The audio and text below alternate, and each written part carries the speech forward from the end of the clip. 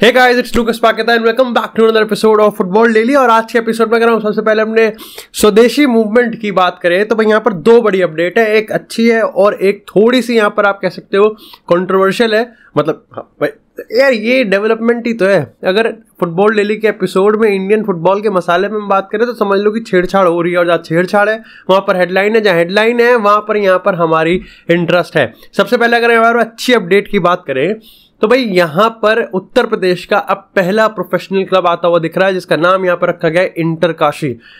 But that was really भाई काफ़ी eye catching है। मतलब of course see Atletico de Kolkata ये भी अच्छे नाम है सारे, बट इंटर काशी भी कहीं ना कहीं काफ़ी अच्छा लगता है।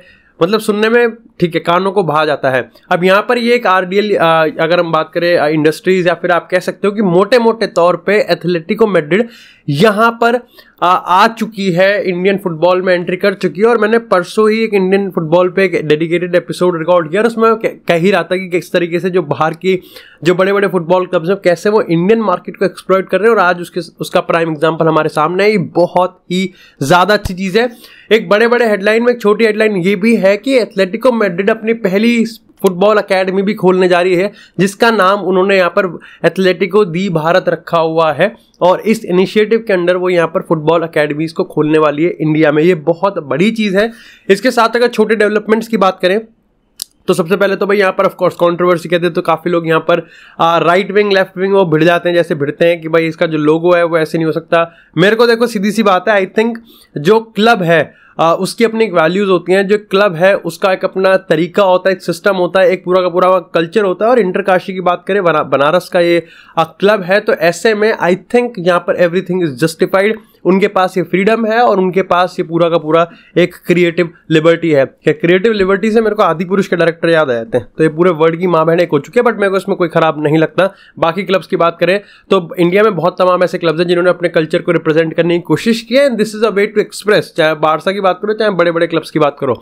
साथ ही अगर डेवलपमेंट की बात करें तो भैया ये एक कॉर्पोरेट एंट्री के तौर पे 4 जुलाई को जब यहाँ पर रिजल्ट अनाउंस होंगे तो हीरो आई लीग में एंट्री ढूंढ रही है। ऐसे में यहाँ पर सेंटिनो मोरेला प्लस मार्टिना, पता नहीं कौन सा मैनेजर इन्होंने लिया है, जमशेदपुर का फॉर्मर मैनेजर इन्होंने यहाँ पर हायर किया है। और उसके चलते यहाँ पर ये डायरेक्ट एंट्री लेना चाह रहे हैं और इन्होंने यहाँ पर बिड भी प्लेस कर दिया, जिसका रिजल्ट 4 जुलाई को आएगा।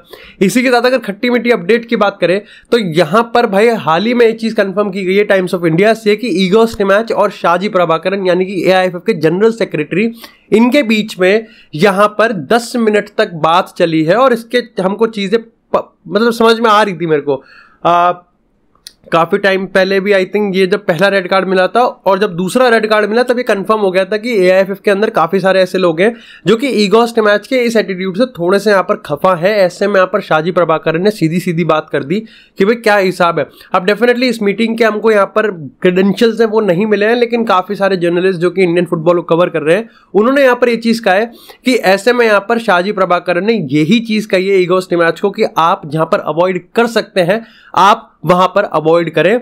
अब अगर रिसेंट टाइम्स की बात करें तो ईगोस्ट मैच को लेकर भी पूरा अच्छा सपोर्ट है, जहां पर इंडियन फुटबॉल फैन बेस ये मानता है कि कहीं ना कहीं जो बैड बॉयज वाली एटीट्यूड वाली बात है वो ईगोस्ट मैच इस टीम में लेके आ रहा है। वो टीम में लेके है ना, अपने में क्यों लेके आ रहा है पिच पे? सीधी बात। मतलब जो जोसे मोरिनो प्लेयर्स को टैकल मारना सिखाया ना, खुद टैकल थोड़ी मारेगा वहां पे जाके। हाँ ऑफ कोर्स, मतलब मैं मजाक में कह रहा हूँ, बट ओवरऑल देखो मेरा परसेप्शन अभी भी वही है कि जहां पर मैनेजर कुछ भी करता रहे, कुछ भी कर ले, बट वो होना उसी लिमिट के अंदर चाहिए कि वो डगआउट से बाहर ना जाए। डगआउट के बाहर गया टीम का मोराल वैसे डाउन हो जाता है। खैर इसी के साथ बात करें अगर यूरोपियन मार्केट के वन ऑफ द बेस्ट और ब्लॉकबस्टर अपडेट की तो भैया मेसन माउंट अब यहाँ पर चेल्सी से मैनचेस्टर यूनाइटेड ट्रांसफर हो चुके हैं। और टेबल नेगोशिएशन में मैंने तुमको कल बताया था कि 24 से 48 घंटे में दोनों क्लब टेबल के एक साइड बैठ सकते हैं। और ऐसे में यहाँ पर आज मेसन माउंट को बेचने की चेल्सी को ज्यादा जरूरत थी, क्योंकि 30 जून उनके पास यहाँ पर डेडलाइन था। ऐसे में 55+5 पे डील साइन हो गया। और टू बी ऑनेस्ट यूनाइटेड के लिए ये डील काफी अच्छी है, कंसिडरिंग द फैक्ट कि इंग्लिश तो वो इंग्लिश टैक्स से बच गए। आप कह सकते हो 24 साल का है, प्रीमियर लीग प्रूवन है, and to be honest direct rival से ही खरीद लिया। और अगर आप थोड़ा गहराइयों में जाओगे ना कि मेसन माउंट को किस तरीके से टेन हैग यूज कर सकता है, तो ये टिपिकली बहुत ही ज्यादा बेनिफिशियल यहाँ पर डील साइन हो सकती है। क्योंकि अगर हम यहाँ पर आउट ऑफ पोजीशन की बात करें तो प्रेसिंग स्ट्रक्चर, पोजीशनिंग, मूवमेंट, गोल थ्रेट की बात करें तो ऐसे में जब आपके प्लेयर्स आप ऑफ कोर्स मतलब इसका एग्जांपल मैं दूं, if you have Cristiano Ronaldo और इधर Kylian Mbappe, Erling Haaland, Lionel Messi, you are spreading, you are putting 50 goals on one shoulder. अब आपके पास ये प्लेयर नहीं है, आपके पास है मारियानो, आपके पास है ईडन हज़ार्ड, है ना। अगर आपके पास ऐसे प्लेयर्स हैं तो व्हाट वुड यू डू? आप क्या करोगे कि आप 50 गोल को स्प्रेड आउट कर देते हो। भाई 50 गोल को आप स्प्रेड आउट कर दो कि इन पे कम से कम रिस्पॉन्सिबिलिटी आए, इन पे इतनी कम रिस्पॉन्सिबिलिटी आए कि पिच पे भी ना आए। तो ऐसे में यहां पर ये डील बहुत अच्छी है, क्योंकि यहां पर बॉल को कैरी करने की एबिलिटी वो अच्छी है, मूवमेंट वो अच्छी है, बिटवीन द लाइन पास को रिसीव करना वो अच्छी है, गोल थ्रेट वो भी अच्छा है। ऐसे में यहां पर हर चीज मेसन माउंट एक अच्छा दे रहा है। मैंने जब यूनाइटेड साइन ही करने का सोच रही थी मेसन माउंट को, मैंने तब भी ये चीज कहा था कि अगर आप मेसन माउंट का ओवरऑल गेम देखोगे तो ऐसी कोई चीज नहीं है जहां पर वो 10 on 10 हो, बट ऐसी कोई चीज नहीं है जहां पर वो 8 या 7 से भी कम हो, which is very very good thing कि ओवरऑल गेम स्ट्रक्चर जो है वो एलिवेट करता है। इसी के साथ यार बात करते हैं थोड़ी सी एम्बापे की, और कसम से अगर ये चीज हो गई, अब मार्सा ने रिपोर्ट किया है जो कि मेरे को लगता है कि पूरी तरीके से ठीक है, क्योंकि जब मैं फ्रेंच रिपोर्ट्स में देख रहा हूं तो वहां पर भी यही चीज अपडेट आ रही है। और अपडेट ये है कि भाई आज यानी कि 30 जून को एम्बापे के एंटराज, जिसको फाइजल अमारी यानी कि एम्बापे की माताजी हेड कर रही हैं, और उधर से पीएसजी के जो लीगल टीम है जिसको नसीर अल खिलाफी लीड कर रहे हैं, इनके बीच में एक मीटिंग है। और इस मीटिंग में यहाँ पर यह डिसाइड किया जाएगा कि भाई करना क्या है, और ये मीटिंग आर या पार की है। 3 ऑल्टरनेटिव सामने निकल के आए और इस तीनों ऑल्टरनेटिव्स में से कुछ भी हो सकता है। देखो अभी के अगर स्टैंड की बात करें तो सिंपल सा है, एम्बापे ने यहाँ पर जो पहला ऑप्शन है वो रखा हुआ है कि भाई मेरे को 2024 के बाद पीएसजी में नहीं रहना, लेकिन मेरे को अगला सीजन पीएसजी में रहना। और उसका मैं तुमको बहुत बार एग्जांपल बता चुका हूं कि यहाँ पर 200 मिलियन वो कमाएगा बहुत तगड़े तरीके से, रियल मैड्रिड और पीएसजी दोनों से। दूसरा जो ऑल्टरनेटिव जिसको मोमेंटम मिल रहा है, काफी सारे लोग, अगर हम फेलिक्स डियाज की बात करें, स्पेनिश रिपोर्ट्स की बात करें, इवन हम फ्रेंच रिपोर्ट की बात करें, तो मान रहे हैं कि रियल मैड्रिड का कट चुका है। और वो इसलिए क्योंकि यहां पर पीएसजी 2 या 3 साल का रिन्यूअल देने वाली है विद अ वर्बल एग्रीमेंट, जहां पर एम्बापे को यह दिलासा दिया जाएगा कि 2024 में वो उसके कहने पर रियल मैड्रिड के साथ एक नेगोशिएशन करेंगे और यहां पर पैसा खींच लेंगे। अब यहां पर मेरे को एक चीज समझ में नहीं आ रही, मैं आपको इस पर एक बताऊंगा। मेरे को एक चीज ये समझ में नहीं आ रही कि अगर इसका बेसिक ये बताया गया कि क्योंकि फ्रांस में रिलीज क्लॉज अलाउड नहीं है, ऐसे में आपको वर्बल एग्रीमेंट करना होगा। मान लिया आपको 2024 में इसको फ्री में नहीं जाने देना, तो इसने आपने इसलिए इसका कॉन्ट्रैक्ट रिन्यू करवा दिया, चलो मान लिया। लेकिन मेरे को ये चीज समझ में नहीं आ रही कि आप 2-3 साल का कॉन्ट्रैक्ट रिन्यू करवा रहे हो इसका, और 2024 में फिर आपको इसको दिलासा दे रहे हो कि हम एम्बापे को सेल कर देते हैं 200 मिलियन में, तो वही चीज आप अभी क्यों नहीं कर सकते? मतलब पहले में और दूसरे में, मतलब पहला जो एम्बापे कर रहा है और दूसरा जो पीएसजी करने की कोशिश कर रही है, उसमें फर्क इतना है कि एम्बापे पीएसजी का काट रहा है और यहां पर पीएसजी खुद लाइसेंस दे रही है कि हमारा काट के जा। मतलब इसमें मेरे को लग नहीं रहा कि कोई सेंस बनेगा कि पीएसजी एम्बापे का रिन्यू करे एक अच्छे टर्म्स पे, जिसमें एम्बापे की जेब और भर रही हो 1 साल के लिए, और उसको 100 मिलियन भी दे दे बोनस में, एक अच्छा कॉन्ट्रैक्ट भी दे दे, और फिर रियल मैड्रिड को भी लूट ले। अब रियल मैड्रिड का रियल मैड्रिड को तो वो इस सीजन भी लूट सकती है, लेकिन इस सीजन लूटने में कम से कम उनके 100 मिलियन बच जाएंगे, ये पता होते हुए भी वो ये चीज कर रहे हैं। तीसरा ऑल्टरनेटिव ये हो रहा है कि भैया यहां पर एम्बापे और पीएसजी हो जाएगा जो चीज अभी चल रही है कि भैया ठीक है, काम करते हैं, कॉन्ट्रैक्ट रिन्यू ही कर देते हैं और वर्बल एग्रीमेंट की भी जरूरत नहीं है, मैं पीएसजी में ही रह रहा हूं। चांसेस स्लिम है। और इवन इफ अगर ये बात होगी तो ये बात कभी निकल के नहीं आएगी कि ऐसा होने वाला है, बात हमेशा दूसरे पे आ जाएगी कि भैया कॉन्ट्रैक्ट रिन्यू, लेकिन वर्बल एग्रीमेंट है 2024 तक का। अभी ये सिस्टम चल रहा है यहाँ पर। भाई रियल मैड्रिड ना घर की रहेगी ना घाट की रहेगी, और आज का दिन बहुत ज्यादा इंपॉर्टेंट है कि भाई क्या निकलेगा। इसी के साथ यहाँ पर भाई ब्रोजोविच ने फाइनली अल नसर को हाँ कर दिया, अभी भी वर्बल एग्रीमेंट ही हुआ है, लेकिन अगर हम फेब्रिजियो रोमेनो के टर्म्स की बात करें तो हियर वी गो, यहाँ पर कंफर्म हो चुका है। जो सैलरी आई थिंक यहाँ पर अल नसर दे रही थी वो यहाँ पर अब मंजूर है, दोनों के दोनों म्यूचुअल उस पर आ चुके हैं, बहुत अच्छी टीम बन रही है। ब्रोजोविच आ चुका है, फिर यहाँ पर क्रिस्टियानो रोनाल्डो ऑलरेडी है, इसके बाद यहाँ पर हकीम जियच की बात चल रही है, और 1-2 प्लेयर और यहाँ पर निकल के आ रहे हैं जो कि अल नसर के रडार पे हैं। तो में से काफी सारे लोग सर्जियो रैमोस करते हैं, लेकिन जितना मैंने सुना है रैमोस अल नसर नहीं आएगा, वो बाकी के किसी और 3 क्लब में बट जाएगा।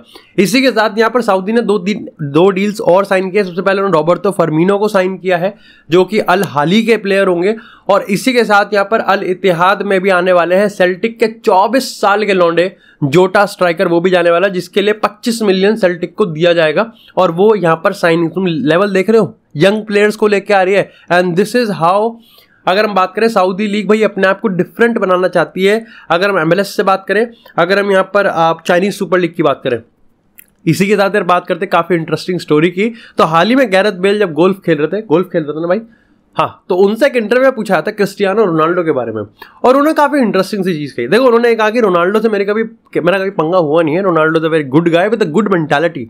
उन्होंने कहा कि रोनाल्डो जब भी बैलन डोर जीता, जब उनसे पूछा कि भाई बैलन डोर वो जीता है 5, तो कभी उसने टीम को थैंक यू कहा है? तो उसने कहा हाँ, उसने कहा है। और लेकिन उसने इंटरेस्टिंग चीजें बताई कि जब रियल मैड्रिड अगर 5-0 भी जीत जाए और अगर रोनाल्डो उसमें गोल ना मारे तो वो गुस्सा रहता था। तो उसको लेके ना सोशल मीडिया में काफी बस क्रिएट हो रखा है। काफी लोग कहते हैं कि ये रोनाल्डो की मेंटालिटी है, तो काफी लोग कहते हैं कि ये रोनाल्डो का सेल्फिशपन है, कि इवन इफ यहाँ पर टीम जीतती है वो खुश नहीं रहता। पर्टिकुलरली यार मैं सही बताऊं तो एक जब मैं आज से 2-3 साल पहले जब मैं क्रिएटर नहीं था, तो मैं इंटरनेट पे बहुत पढ़ता था कि रोनाल्डो जब कोई गोल मारता है, रोनाल्डो ऐसे हाथ खड़ा करता था। तो उस पर भी आराम से उस पर अपना हाइपोथेटिकल सिचुएशन चल रही है कि रोनाल्डो ऐसे करता था जिससे ऑफसाइड हो जाए, रोनाल्डो पता नहीं ऐसे। It was मियर a celebration. आप बड़े से बड़े कमबैक में देखो, आप बड़े से बड़े इंपॉर्टेंट मैच में देखो, जब भी किसी भी टीममेट ने गोल किया तो रोनाल्डो का हाथ ऑटोमेटिकली ऊपर जाता है। And to be honest with you, मैंने पोर्चुगल के बहुत क्रूशियल मैचेस देखे हैं, रियल मैड्रिड के बहुत क्रूशियल मैचेस देखे हैं, रोनाल्डो हमेशा तक खुश रहा है। खैर ये मेरा टेक है and I could be biased क्योंकि मैं उसका फैन हूँ। बाकी तुम अपना अपना ओपिनियन जरूर बता देना। इसके साथ ही टाटा नैनो मार्टिनो, उन्होंने यहाँ पर हाल ही में इंटरव्यू में एक आया कि मैंने मेसी और सर्जियो बुस्केट्स को फोन करके बताया है कि यहाँ पर हम छुट्टी नहीं, हम यहाँ पर कंपीट करने आए हैं। हम यहाँ पर कंपीट करने आए हैं और यहाँ पर हमको मैक्सिमम टाइटल्स कलेक्ट करने हैं। लास्ट में है ये लीग टेबल के। बट खैर of course when you have player like Lionel Messi and Sergio Busquets, title से नीचे कुछ भी अलाउड नहीं होगा। और आई थिंक यहाँ पर टाटा मार्टिनो के साथ ये देखना है कि मेरे को मेसी का तीसरा स्टिंट कैसा जाएगा और किस तरीके से यहाँ पर चीजों को एक कैरी फॉरवर्ड करते हैं। अगेन मैंने जैसा कहा था ना कि भाई आप 2 प्लेयर ले आए, लेकिन अब आपने स्टैंडर्ड सेट कर दिया, आपने बार सेट कर दी कि आप मेसी को ले आए हो, आपको अब इन्वेस्ट करना पड़ेगा आने वाले ट्रांसफर मार्केट में। इसी के साथ अगर बात करें यहाँ पर ओनाना की, तो भाई आज का दिन बहुत क्रूशियल है क्योंकि डी मार्जियो ने अपने एक्सक्लूसिव आर्टिकल में उन्होंने ये लिखा है कि 30 जून को ये पता चल जाएगा कि भाई क्या मैनचेस्टर यूनाइटेड से 50 मिलियन का ऑफर ओनाना के लिए आज टेबल पे आएगा या नहीं आएगा। क्योंकि इंटर तो 50 ही मांग रही है, बहुत कम चांसेस होते हैं कि जो टीम इंटर 50 मांग रही है तो यूनाइटेड सीधा 50 ही दे देगी। आई थिंक यूनाइटेड जो देगी वो 40+5 का ऑफर हो सकता है या फिर 45+5 का ऑफर हो सकता है, कि अल्टीमेटली जो पूरा का पूरा पैकेज है वो आप 50 पे लाके खड़ा कर दो। और इंटर मांग रही है 50 प्लस बोनस का। ऐसे में यहाँ पर डेविड देगा का कॉन्ट्रैक्ट यहाँ पर लटक रखा है, तो लग रहा है कि शायद से यूनाइटेड आज यहाँ पर टेबल पे ऑफर रख सकती है। And this is huge. और खैर इससे ये भी कंफर्म हो जाएगा कि डेविड देगा का जो कॉन्ट्रैक्ट है वो तो क्या निपटेगा नहीं निपटेगा, प्लस यहाँ पर डेविड देगा का जो इतने साल लंबा कंट्रीब्यूशन रहा है मैनचेस्टर यूनाइटेड में, वो भी कहीं ना कहीं अब हॉल्ट पे और खत्म होता हुआ दिख रहा है। बाकी thank you so much guys for watching this episode. Do make sure कि आप चैनल को सब्सक्राइब करें और वीडियो को लाइक करें। अगर आपको एपिसोड पसंद आया, आपको इसी तरह फुटबॉल से एक्सक्लूसिव स्टोरीज इस चैनल पर मिलती रहेंगी। तब तक के लिए stay tuned, stay safe and I will see you in the next episode.